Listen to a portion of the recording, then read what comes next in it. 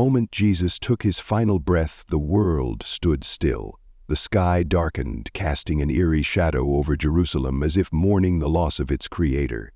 Then the earth quaked violently, splitting rocks and shaking the city to its core. Graves burst open and the dead walked among the living, their presence a chilling testimony to something far greater than death itself. Even the hardened Roman centurions, men trained for war and execution, stood in awe, whispering, "Truly, this was the Son of God." These events were not myths. They were recorded, witnessed, and forever remembered. They weren't coincidences. They were divine declarations. Proof that this moment was not just a death, but the turning point of eternity. Jesus' crucifixion was not just another Roman execution. Many had been crucified before him, but no one had died like this. As he hung on the cross, the sky darkened, covering the land in an unnatural gloom. The earth trembled violently, shaking the very foundations of Jerusalem. At the temple, the massive veil, 60 feet high and 4 inches thick, was torn in two from top to bottom, as if unseen hands had ripped apart the barrier between God and man. Even the Roman centurion, a man hardened by war and countless executions, stood speechless, whispering, "Truly, this was the Son of God." For centuries, Jewish prophets had foretold a suffering Messiah whose death would bring redemption. Isaiah 53 describes him as pierced for our transgressions, and Psalm 22 paints a chillingly accurate picture of his agony. Written long before crucifixion was even invented, what happened next left no room for doubt. The world would never be the same again. The moment Jesus breathed his last, the ground beneath Jerusalem trembled violently. The earth shook with a force that sent fear through the hearts of those who had gathered. Matthew 27:51 records. At that moment, the curtain of the temple was torn in two from top to bottom. The earth shook and the rocks split. Streets cracked, stone buildings wobbled, and massive boulders broke apart, as if the very land itself was mourning its creator. This was no ordinary earthquake. It was divinely timed, occurring at the exact moment Jesus surrendered his spirit. Throughout the Bible, earthquakes often signal God's direct intervention. At Mount Sinai, the earth trembled when God descended upon it, Exodus 19:18. Zechariah 14:04 foretells another great earthquake when the Messiah returns. This was not just a geological event, it was a supernatural declaration. Historical evidence suggests seismic activity in the region around AD 33, aligning with biblical accounts. Even non-Christian sources, such as the writings of Thallus, mention unusual darkness and disturbances around this time. Could this earthquake be more than a natural disaster? It was as if the earth itself reacted to the weight of sin being placed upon Jesus. Imagine the scene. People running in terror, falling to their knees as the city trembled. Roman soldiers, once indifferent to the crucifixion, now looked on in horror. Even the priests in the temple who had called for Jesus' death must have questioned whether they had condemned an innocent man. The earthquake was a sign, shaking not just the land, but the hearts of those who witnessed it. But this was only the beginning.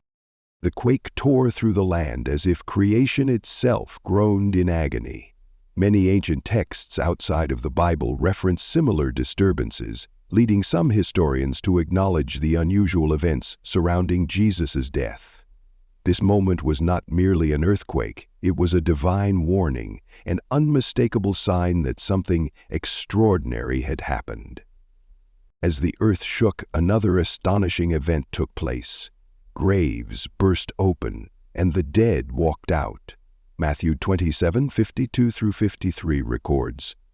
The tombs broke open, and the bodies of many holy people who had died were raised to life. They came out of the tombs after Jesus' resurrection and went into the holy city and appeared to many people. Imagine the shock of the people in Jerusalem. Streets were already in chaos from the earthquake, and now figures who had long been buried were walking among them. Who were these resurrected individuals? Were they prophets of old, saints who had faithfully followed God? or righteous men and women known to the people.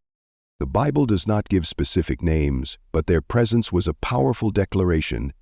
Jesus' death was not the end, but the beginning of victory over the grave. This event was not just an isolated miracle, but a preview of what Jesus had promised. John 11:25 records his words, "I am the resurrection and the life. The one who believes in me will live even though they die." These saints were not resurrected to normal earthly life, but as a foreshadowing of the future resurrection that Jesus secured for all believers. The most striking part? These resurrected individuals entered the city. Hundreds, possibly thousands of people saw them. Imagine being among the crowds and witnessing your ancestor, your loved one, or a great teacher of faith suddenly alive before you. This was undeniable proof that death itself was retreating, unable to stand in the presence of the Son of God. This moment was a glimpse into what was to come. Jesus' own resurrection 3 days later. His victory over death was unfolding before their eyes, shaking the very foundations of life and eternity. One of the most symbolic events of that day happened inside the temple, hidden from public view yet carrying eternal significance. The massive veil that separated the Holy of Holies, the most sacred place in the temple, where God's presence was believed to dwell, was torn in two. Matthew 27:51 states, "At that moment, the curtain of the temple was torn in two from top to bottom." This veil was not a simple piece of cloth. It was 60 feet tall, 4 inches thick, and so heavy that it required multiple priests to move it. It served as a physical and spiritual barrier between God and humanity. Only the high priest could pass beyond it, and only once a year on the Day of Atonement to offer sacrifices for the sins of the people. Yet in the instant Jesus died, that barrier was supernaturally torn from top to bottom. No human hands could have done this. It was a divine act. God himself removed the separation between him and mankind. What did this mean? For centuries, access to God was limited. Priests acted as mediators, sacrifices were required, and the presence of God remained behind a veil. But when Jesus declared, "It is finished," the ultimate sacrifice had been made. No more blood of bulls and goats. His blood paid the price once and for all. Hebrews 10:19-20 confirms this truth. We have the confidence to enter the most holy place by the blood of Jesus, by a new and living way opened for us through the curtain that is his body. At that moment, the old covenant ended. The need for temple sacrifices was over. A new era had begun, one where all could approach God through Jesus Christ alone. The reaction in the temple. Imagine the shock among the priests. They had spent their lives preserving this sacred space, knowing that entering beyond the veil could mean death. And now it lay open before them, torn apart, not by man, but by an unseen hand. The message was clear. God's presence was no longer confined to a temple. His grace was now available to all. The barrier was gone, the way was open, and nothing would ever be the same again. This event wasn't just about a torn curtain, it was a declaration. For centuries, the Jewish people had followed the sacrificial system, but now Jesus had fulfilled it all. The old covenant was over, and a new relationship with God had begun. No more rituals, no more separation, just grace and direct access to the Father. From noon until 3 p.m., an unnatural darkness covered the land, casting a chilling silence over Jerusalem. Matthew 27:45 records, "From the 6th hour until the 9th hour, darkness came over all the land." This was no ordinary eclipse. Passover always occurs during a full moon, making a solar eclipse scientifically impossible. So what caused this eerie, all-encompassing darkness? It was a divine event, a supernatural sign of judgment and mourning. Throughout biblical history, darkness symbolized God's judgment. Amos 8:9 foretold such a moment. In that day I will make the sun go down at noon and darken the earth in broad daylight. This was a prophecy of a day when God's judgment would be poured out. That day had come. The meaning behind the darkness. This was not just physical darkness, it was spiritual. At that moment, Jesus bore the full weight of humanity's sin. For the first time, the perfect Son of God experienced complete separation from the Father. His agonized cry echoed through the darkness, my God, why have you forsaken me?" Matthew 27:46. The innocent took on guilt, the blameless carried shame, and the sinless became sin for us. In that moment, the presence of the Father turned away, because Jesus bore the full punishment of sin. Creation mourned. It was as if the heavens themselves wept, refusing to shine upon this moment. The people standing there could feel it. This was no ordinary execution. The Pharisees, the Roman guards, and the bystanders couldn't deny that something greater was happening. Jesus was enduring the ultimate sacrifice, and all of creation bore witness to it. The light of the world was being extinguished, but only for a moment. In that terrifying darkness, fear gripped the hearts of those who watched. Even hardened Roman soldiers stood in uneasy silence. The eerie stillness made it clear. This was not just the death of a man. This was the defining moment of history. Among those at the foot of the cross that day stood a Roman centurion, a battle-hardened soldier trained to kill without hesitation. He had likely overseen countless executions, indifferent to the suffering of those condemned. But this crucifixion was different. Matthew 27:54 records his stunning confession. Truly, this was the Son of God. What would make a Roman officer, man of war, loyal to the empire, raised in pagan traditions, declare such a thing? He had no religious bias, no reason to fabricate such a statement. But what he had just witnessed left no room for doubt. It changed his heart. Perhaps it was the darkness that fell over the land, the earthquake that shook the ground beneath him, or the way Jesus endured suffering.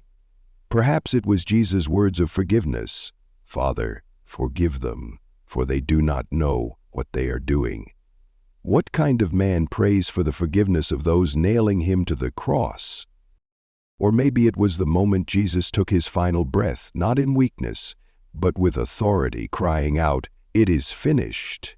John chapter 19:30. This was no ordinary death. The centurion knew he had witnessed something divine. Even Rome's own soldiers couldn't deny the truth. This was the empire that ruled the world with an iron fist, executing rebels and kings alike. Yet even a Roman officer, loyal to Caesar, recognized a greater king that day. The centurion's words were more than a reaction, they were a revelation. The cross was no longer just a Roman instrument of death. It had become a symbol of salvation. And the first to declare Jesus as the Son of God was not a disciple, not a priest, but a Roman executioner. His words still echo today. The question is, what will you do with this truth? Will you dismiss it, or will you, like the centurion, recognize Jesus for who he truly is? These 5 events were not random occurrences, they were divine signs, each carrying a powerful message, each pointing to a single truth. The earthquake shook the very foundations of the earth. The temple veil tore, breaking the barrier between God and man. The tombs opened, revealing Jesus' victory over death. Darkness fell, signifying the weight of sin. And a Roman centurion, a man of war, was the first to declare, truly, this was the Son of God. The question is, what do these signs mean for you? Jesus' death was not the end. It was the beginning of something far greater. It was the moment when sin lost its grip, when death was defeated, and when grace was made available to all who believed. The same question asked 2,000 years ago still stands today. Who do you say Jesus is? If this message has stirred something in your heart, don't ignore it. Explore the truth for yourself, study the scriptures, seek answers, because if these events are real, and they are, then they change everything. The signs were there for all to see. The evidence is undeniable. The only question left is, how will you respond?